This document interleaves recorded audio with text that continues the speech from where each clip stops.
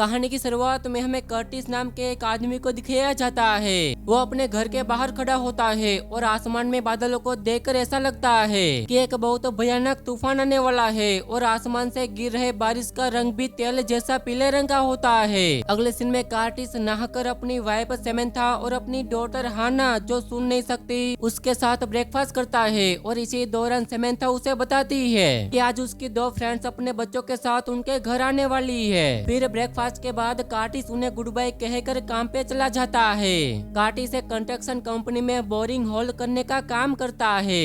काम के दौरान कर्टिस का दोस्त, उसका कलीग डेविड, जो उसके साथ ही बोरिंग कर रहा होता है, वो उसे कहता है कि शायद वो अपना काम पूरा ना कर पाए क्योंकि मौसम खराब होने लगा है। ये सुनकर कर्टिस उसे कहता है कि नहीं, ऐसा कुछ नहीं होगा और उन्हें अपना काम जारी रखना चाहिए, और वो अपने काम को चालू रखते हैं। वहीं सेमेंथा के फ्रेंड्स घर पे बच्चों के साथ आए होते हैं। बात करते दौरान अचानक सेमेंथा देखती है कि हाना एक वुडन स्टिक के साथ खेल रही होती है जिसमें एक कील लगी होती है। ये देख सेमेंथा भागकर उसके पास जाती है और वह वुडन स्टिक हाना के हाथ से ले लेती है और वहाँ दूसरे बेकार पड़े सामान के पास फेंक देती है और वो हाना को दूसरे बच्चों के साथ खेलने को कहती है। तभी यहाँ अचानक मौसम खराब हो जाता है और बारिश शुरू हो जाती है, और जैसा कि डेविड को लग रहा था कि उन्हें बारिश की वजह से अपना काम रोकना पड़ता है। शाम के वक्त कर्टिस डेविड को उसके घर छोड़ने जाता है। रास्ते में डेविड मजाक में उसे कहता है कि वो और उसकी वाइफ 3 सम करने का सोच रहे हैं और वो ऑनलाइन एक लड़की से बात भी कर रहे हैं जो बहुत मोटी है और कद में छोटी भी है। तभी कर्टिस उसे कहता है कि मेरे और मेरी वाइफ के बीच ऐसा कुछ नहीं होने वाला,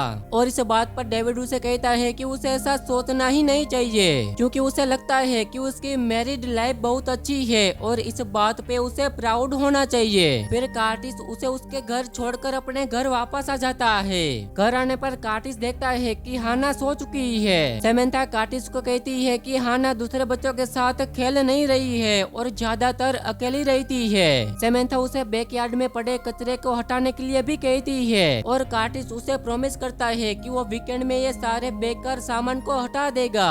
अगले ही सीन में हम देखते हैं कि कर्टिस सारा बेकार सामान बैकयार्ड से साफ कर रहा होता है और बाहर भयानक तूफान हो रहा होता है। तेज बारिश हो रही होती है और बिजली गरज रही होती है और उसका डॉग रेट बहुत तेज भौंक रहा होता है और अचानक वो जिस पेड़ से बांधा होता है उस पेड़ से छूट जाता है और कर्टिस के हाथ पर काट लेता है। लेकिन तभी हम देखते हैं कि ये कर्टिस का सपना था।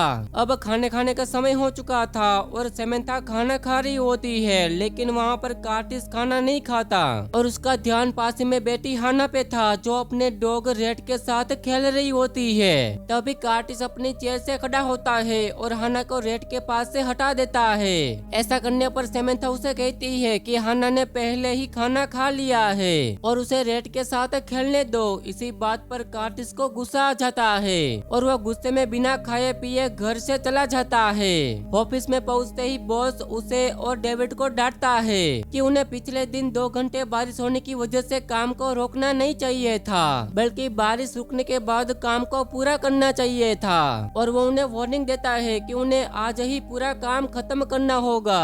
बोरिंग साइट पर जाते वक्त कर्टिस डेविड को रास्ते में एक स्टोर पर रुकने के लिए कहता है जहाँ वो डॉग हाउस और वायर फेंसिंग खरीदता है, और इसके बाद वो अपने बोरिंग साइट पर जाते हैं और अपना काम शुरू करते हैं। लेकिन तभी यहाँ बोरिंग के दौरान मशीन बंद पड़ जाती है और डेविड कर्टिस से कहता है कि तुम ब्रेक ले लो, तब तक मैं मशीन ठीक करता हूँ। तभी कर्टिस देखता है कि आसमान में बर्ड्स अजीबोगरीब पैटर्न्स बना रहे होते हैं और ऐसा उसने पहले कभी नहीं देखा होता है, और ऐसा देखने पर वो डेविड के पास जाता है और उसे कहता है कि उसने कभी ऐसे बर्ड्स को अजीबोगरीब पैटर्न्स बनाते हुए नहीं देखा है। लेकिन डेविड के देखने पर उसे वहाँ कुछ नहीं दिखता, कर्टिस को ही ये बर्ड्स दिखाई दे रहे थे। अब अगले दिन कर्टिस हाना को स्कूल से घर वापस ला रहा होता है तो रास्ते में अचानक से फिर से ऑयल वाली बारिश शुरू हो जाती है और उसकी गाड़ी पे सारा ऑयल जम जाता है जिससे उसे कुछ नजर नहीं आता और एकदम से गाड़ी किसी चीज से टकरा जाती है। फिर कुछ लोग पागलों की तरह उन पर हमला करते हैं, लेकिन तभी कर्टिस की आंख खुल जाती है। दरअसल कर्टिस को ये सब असली लगता है क्योंकि उसे अभी भी डर महसूस हो रहा होता है। फिर वह घर से बाहर जाता है और शेल्टर बनाने का सामान देखता है और सोचता है कि उसे बहुत जल्द शेल्टर बना लेना चाहिए, क्योंकि उसे लगता है कि वो जो भी ख्वाब देख रहा है वो सब रियल होने वाला है। और ये सब सोचकर वो बहुत ज्यादा परेशान होने लगता है। वो सोचता है कि ऐसे ही ऑयल की बारिश होगी और सब लोग पागल होकर एक दूसरे की जान के दुश्मन बन जाएंगे। जैसा कि उसने अपने ख्वाब में देखा था, वो शेल्टर बनाना चाहता है, लेकिन उसके पास इतने पैसे नहीं होते कि वो अंडरग्राउंड में शेल्टर बना सके। अब शाम को हम देखते हैं कि हाना खिड़की से बाहर देख रही होती है, और जब कार्टिस उसके पास आता है तो वो देखता है कि खिड़की के बाहर कोई आदमी खड़ा है। वो जल्दी से हाना को उठा लेता है और वो बाहर खड़ा आदमी वहाँ से चला जाता है। तभी अचानक से हर चीज हिलने लगती है और घर का सारा सामान हवा में उड़ जाता है, और कार्टिस को बहुत ज्यादा दर्द महसूस होता है। तभी वो नींद से उठ जाता है और इस ख्वाब से वो बहुत ज्यादा डर जाता है, लेकिन वो इस बात को समंथा को नहीं बताता और डॉक्टर के पास जाता है और उसे बताता है कि उसे अजीब अजीब चीजें नजर आ रही है। डॉक्टर उसे कहता है कि तुम्हें दिमाग की प्रॉब्लम हो सकती है, इसलिए वो उसे कुछ मेडिसिन देता है और साथ ही कहता है कि वो सेक्रेटरी को दिखाए, लेकिन उसके पास इतने पैसे नहीं होते कि वो किसी अच्छे सेक्रेटरी के पास जा सके, इसलिए वो डॉक्टर की दी हुई मेडिसिन से गुजारा करने का सोचता है। फिर वो दोनों पिकनिक का प्लान बनाते हैं, जिसके लिए उन्होंने काफी समय से पैसे जमा कर रखे थे।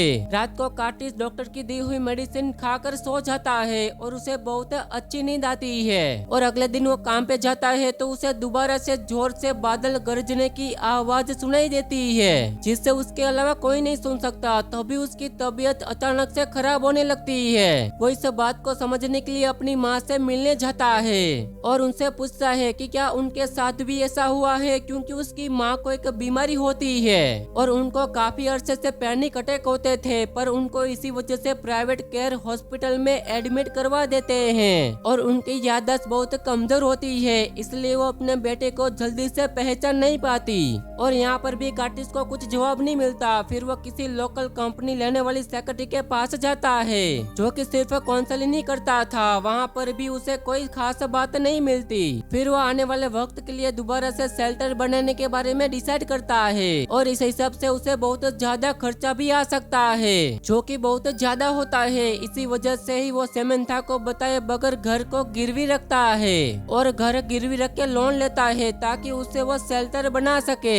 इसके बाद वो फिर एक दिन शाम को फैमिली के साथ जा रहा होता है तो उसे रास्ते में खौफनाक बादल गरजते हुए दिखाई देते हैं, जो उसकी फैमिली को नजर नहीं आते और वो फिर से डर जाता है। तूफान को देखकर ये सोच ही लेता है कि वो कैसे भी करके शेल्टर बना ही लेगा, इसलिए वो अपनी कंस्ट्रक्शन साइट से खुदाई मशीन बिना बताए ले आता है और अपने दोस्त के साथ मिलकर खुदाई करने लगता है। जब समंथा घर आती है तो ये सब देखकर हैरान हो जाती है और कहती है कि हम पहले ही मुश्किल से गुजारा कर रहे हैं और पैसे जमा कर रहे हैं, और तुम हो कि बिना सोचे समझे पैसे बर्बाद कर रहे हो।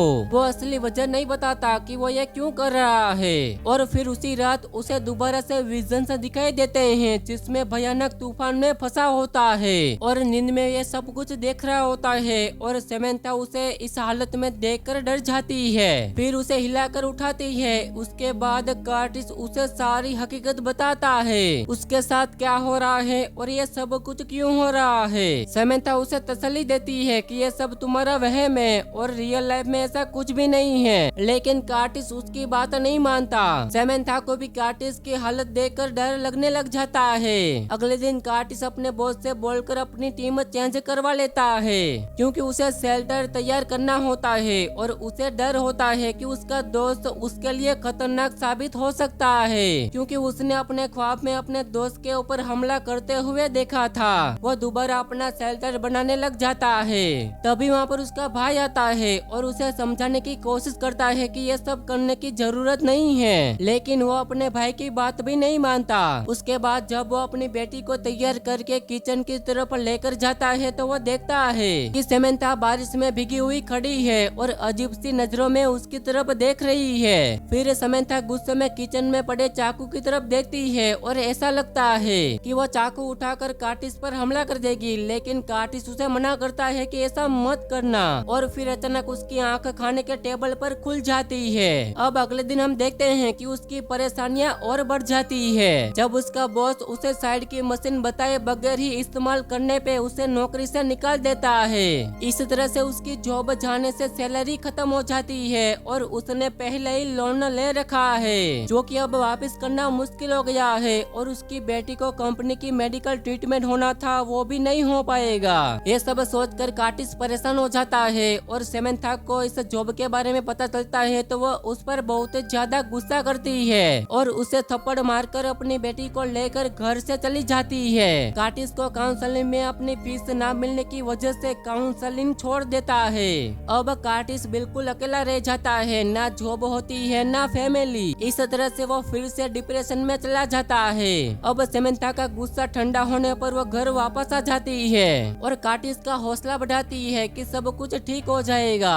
लेकिन कार्टिस का दिमाग बस सोचने लायक नहीं रहता और धीरे धीरे सबको पता चल जाता है कि कार्टिस के दिमाग की हालत ठीक नहीं है। जब उसकी कंपनी के दोस्त जब उसे मिलने आते हैं तो वो उससे लड़ना शुरू कर देता है और सबको बताता है कि कोई मेरी बात का यकीन अभी तक नहीं कर रहा है, लेकिन बहुत ही जल्दी एक जबरदस्त तूफान आने वाला है और उसके आते ही सब लोग पागल हो जाएंगे और एक दूसरे की जान के दुश्मन बन जाएंगे और आपस में लड़ पड़ेंगे। ये कहकर कार्टिस रोने लगता है तो सेमेंथा उसे गले लगती है और वहाँ से ले जाती है। अब अगले दिन कार्टिस अपनी गाड़ी को ठीक कर रहा होता है तो हाना भी उसके साथ होती है। तो अचानक से कार्टिस का ख्वाब सच होने लगता है और हजारों बर्ड्स आसमान में देखता है और देखते ही देखते वो बर्ड्स कार्टिस पर हमला कर देते हैं। इसी दौरान घने बादल हो जाते हैं और कार्टिस हाना को लेकर भागता है और सेमेंथा को लेकर शेल्टर में घुस जाता है और खुद को जहरीली हवा से बचाने के लिए सबको मास्क लगा देता है। वो कुछ टाइम तक शेल्टर में रहते हैं। जब उनको एहसास होता है कि अब तूफान रुक गया है तो वो शेल्टर से बाहर आकर देखते हैं तो बाहर सब कुछ नॉर्मल होता है। ऐसा लगता है कि जैसे कभी तूफान आया ही नहीं है। उसके बाद सेमेंथा कार्टिस को लेकर एक अच्छे साइकियाट्रिस्ट के पास लेकर जाती है और कार्टिस के दिमाग की हालत के बारे में बताती है। डॉक्टर उसके दिमाग से शेल्टर हटाने के लिए उसे मेडिकल ट्रीटमेंट सेंटर में रहने का बोलता है जैसे कि उसकी माँ रहती है। ये सुनकर वो उदास हो जाता है और जाने से पहले वो आखिरी बार घूमने का प्लान बनाता है और सेमेंथा और कार्टिस अपनी बेटी के साथ सी साइड पर जाते हैं जहाँ पे फिर से अचानक से घने बादल दोबारा आ जाते हैं और कार्टिस सेमेंथा को कहता है कि देखा मैंने सही कहा था ना, अब तो तुम्हें यकीन हो गया ना। सेमेंथा उसे कहती है ऐसा लगता है कि कार्टिस का ख्वाब सच होने जा रहा है और वह तूफान धीरे धीरे उन्हें अपनी झपट में ले लेता है और इसी के साथ ये कहानी यहीं पर खत्म हो जाती है। दोस्तों जरा सा भी कहानी पसंद आई हो तो वीडियो को लाइक और चैनल को सब्सक्राइब कर देना। Thank you for watching.